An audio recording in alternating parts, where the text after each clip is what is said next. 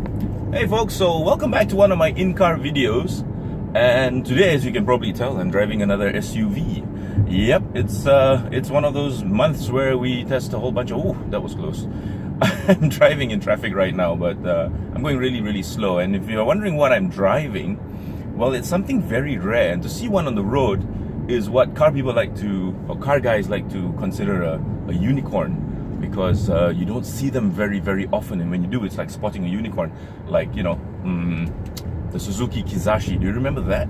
The Suzuki Kizashi was a sedan launched by Suzuki Malaysia, and the funny thing about that launch was that when we got there, we found out that all the units that they had brought in had already been sold. Yeah, so it was kind of like a pointless launch. We were there to cover something that's no longer available, and they were not going to bring any more in. So yeah, so spotting Suzuki Kizashi on the road is like spotting a unicorn. So anyway, today I'm driving a Renault Koleos SUV. Now, if you don't know what a Renault Koleos is, you really should look it up, because I've been driving this now for a week and I've covered, well, you're not going to believe it if I told you, but I've covered 863 kilometers. 863 kilometers. This has to be one of the most I've ever driven in any test car, because I really enjoy driving it, and I'll tell you why. First off, it's a 2.5 that puts out 171 PS and 226 Newton meters of torque. Now, okay, granted, that's not earth-shattering figures by any stretch of the imagination, but what's cool is that this car puts down 200 of that 226 Newton meters at 1,800 RPM. So I'm revving now and idle at about 800 RPM. So in 1000 RPM, just 1000 revolutions per minute, I'm going to have access to 200 Newton meters of torque. And what does that translate to? Amazing acceleration. Really, whether it's roll-on acceleration or whether it's acceleration from a standstill, this thing is impressive. I had to enunciate every single syllable in that because I want you to know how impressive it is. The only thing I don't like about this acceleration is that when you plant your foot, the whine from the CVT, yes, it is actually mated, this engine, this lovely 2.5 engine, is actually mated to a continuously variable transmission. That's my disdain for a CVT. But you know what? I'm willing to forgive that because the NVH is really good. It does get a little bit loud if you plant it, which I shall do now. Listen.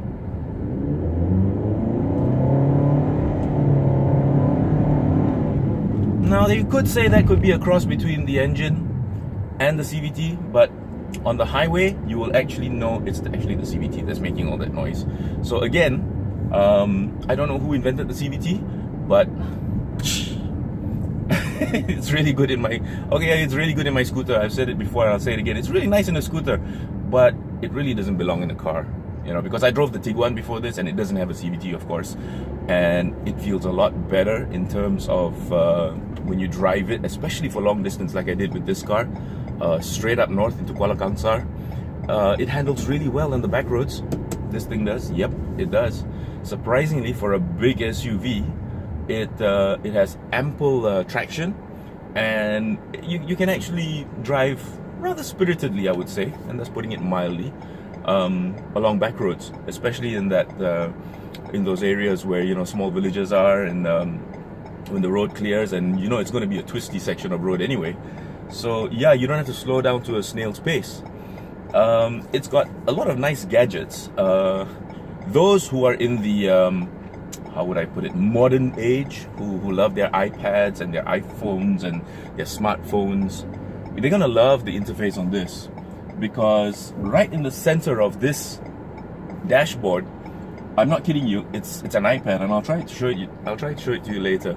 It's an iPad. I can't think of any other way to put it except the fact that it is definitely an iPad. You have to scroll between the menus. It is relatively easy to use once you get used to it, but when you're not used to it, it's a little bit bothersome. Now, you know how I feel about touchscreens.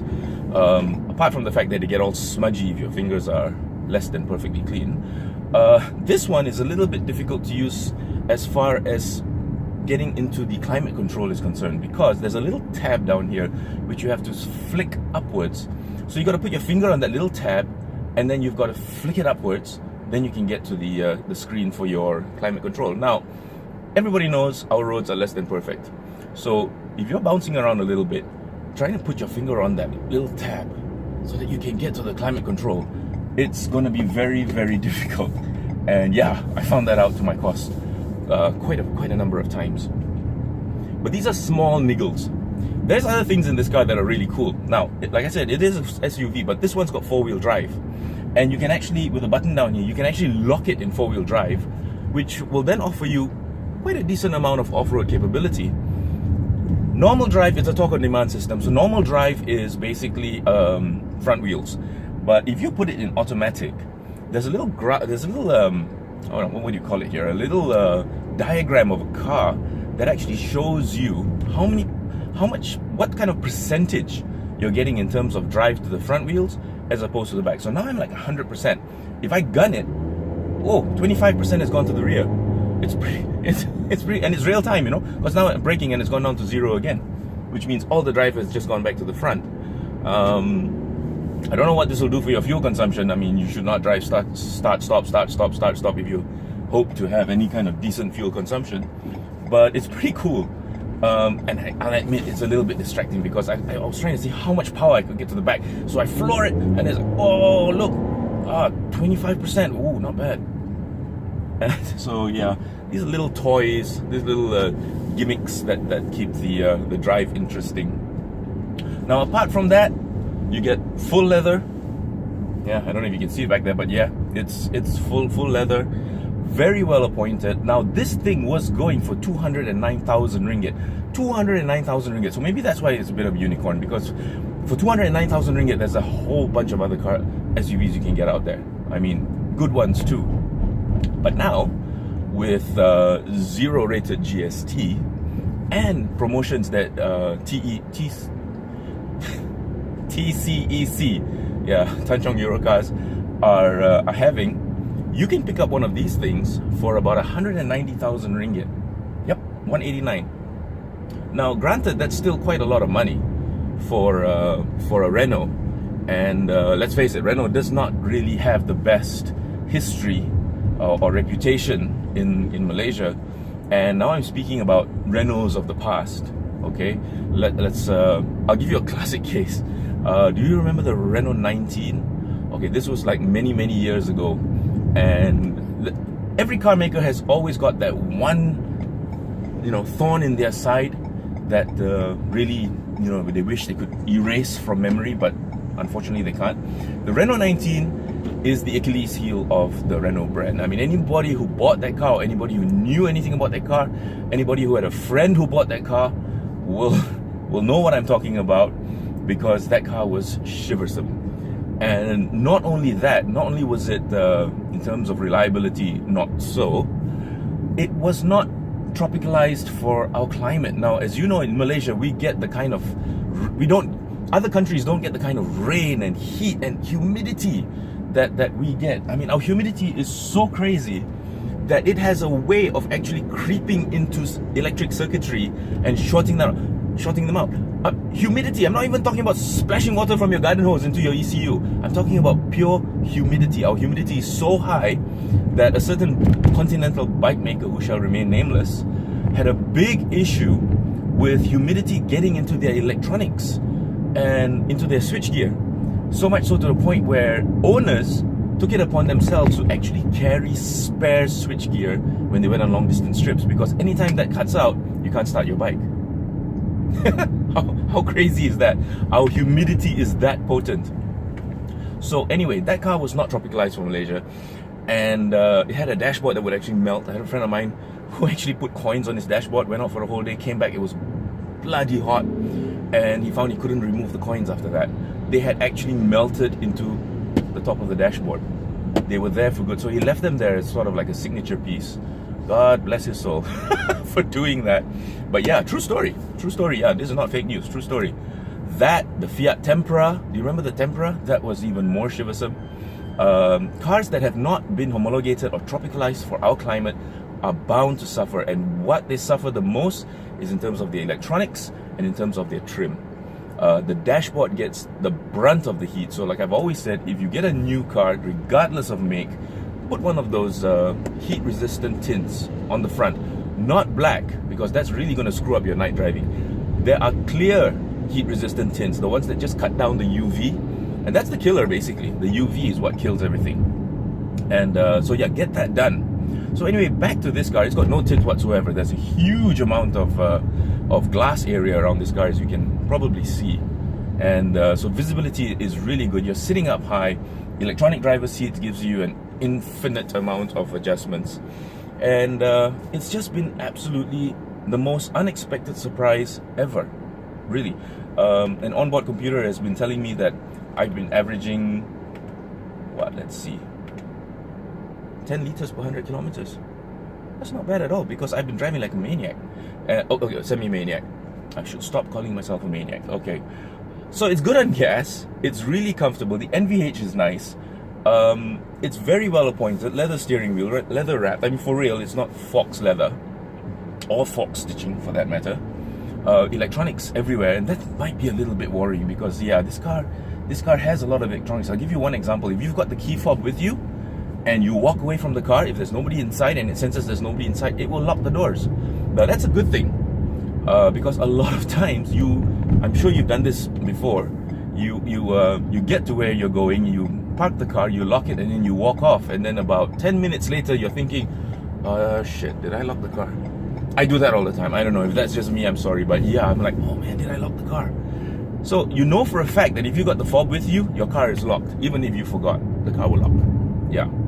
It will not allow you to lock the keys in the car though, which is a very, very good thing, because that fob, you're supposed to keep it in your pocket or your pouch or your purse or whatever. If you leave it in the center console and you walk away, the car senses that the fob is still here and like, hello, so it's not going to lock. It's not going to lock, which is a very good thing. So now anyway, a little bit of a shout out now with the zero rated GST that we're going to have in a couple of days time, June 1st onwards. Renaults are going for a really good price, and if you've never considered a Renault, I think you really should drop by TCC in PJ. It's right behind Jaya 33, and have a look. Have a look at the Fluence. I couldn't believe it when I got the press release from Renault. The Fluence, they're giving up to 40,000 ringgit off. Now this is a between C and D segment car. It's spacious. It looks good. It's another unicorn. You don't really see that many. I have seen a few. Maybe some people caught on to just how good it is and how cheap it is. Go have a look at the Fluence. And with this warranty system that they have, as well as the concierge service, you can call them up and they'll come pick up the car, service it, and bring it back for you. I think they'll even wash it. So yeah, actually they will wash it. So you know, the ownership experience for a Renault is really quite good. I think they'll give you even a replacement car if the car is VOR. VOR means vehicle off-road. Anything between 2 and 3 days is called a VOR, because if it's something that they really cannot fix on the spot, they will keep your car for a while. And I think they give you a courtesy car as well. So yeah, we don't see that many Renaults on the road, and that is through no fault of the cars themselves right now, really, because the cars themselves are really good. I'm trying to get a Fluence actually.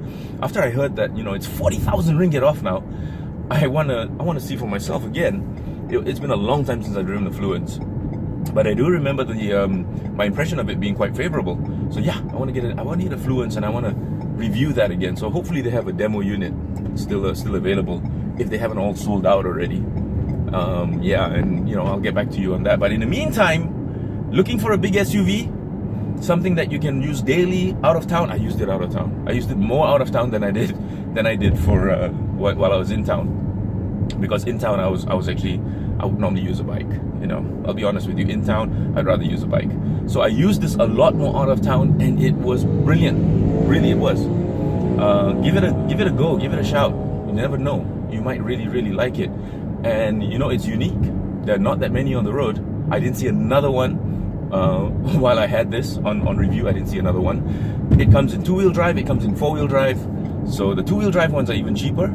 You know, this is the top of the line 4-wheel drive. So yeah, about 189,000 ringgit now, after the zero rated GST and some incentives, Raya incentives that TCEC are throwing in. Very decent, very good buy. And yeah, on that note, so goodbye until we meet again in one of my other in-car videos. I'll pause now, and then I'll do a walk around, and you can see what it looks like from the outside, because it looks pretty decent from the outside too. While I was driving this around, I was getting quite a lot of looks. Again, maybe because of its rarity, people are like, hey, what is that? Or maybe just because it looks that good. So I'll try and find a place to stop, and I'll do a quick walk around, and then we'll wrap up. Okay, so I'll see you later. Hey folks, so I'm back again. Anyway, as you can see, I'm back here at Renault, returning the Koleos. There's that little graph thing I was telling you about, where 100%, 0%. Now that will actually show you how much drive you've got to the front as opposed to the back. You can actually turn it off by going straight into two-wheel drive mode, and then of course you've got just now like the four-wheel drive auto, which is the torque on demand system, and you've got four-wheel drive lock. This actually locks the car in four-wheel drive if you happen to be off-road.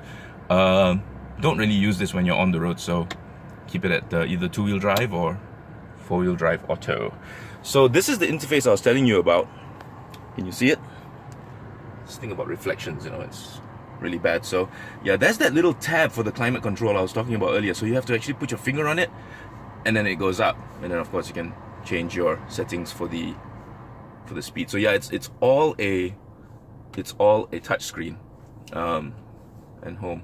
So yeah, this whole system, it takes a little bit of getting used to, but it's nice. This is interesting. The recirculate, as you're driving along, every 20 minutes or half an hour or so, it just goes off for a while. That's a blast of fresh air coming, and then it goes back on again, which I think is pretty cool. Yep. All right. Yes, you've got cruise control over here. And so let's take a look at the outside, yeah? Shall we? Okay, let's go outside. There's the Renault family right there. There's another Koleos.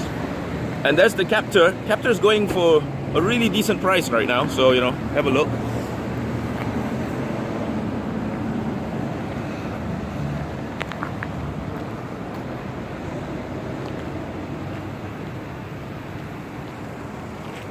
So what I was saying about the looks, yep, you can see it for yourself. It looks quite good.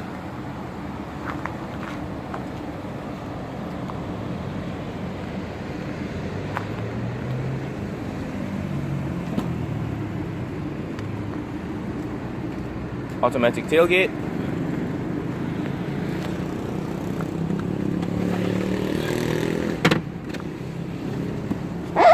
Full-size spare.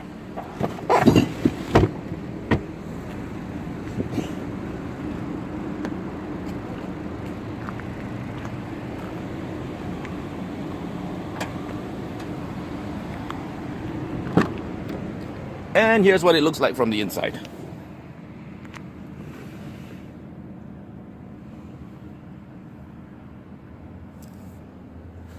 Dual USB ports and a 12-volt socket. So yeah, folks, have a look. Come by, drop by, and see what Renault has to offer for you, because it's impressive. It really, really is. Until next time, bye.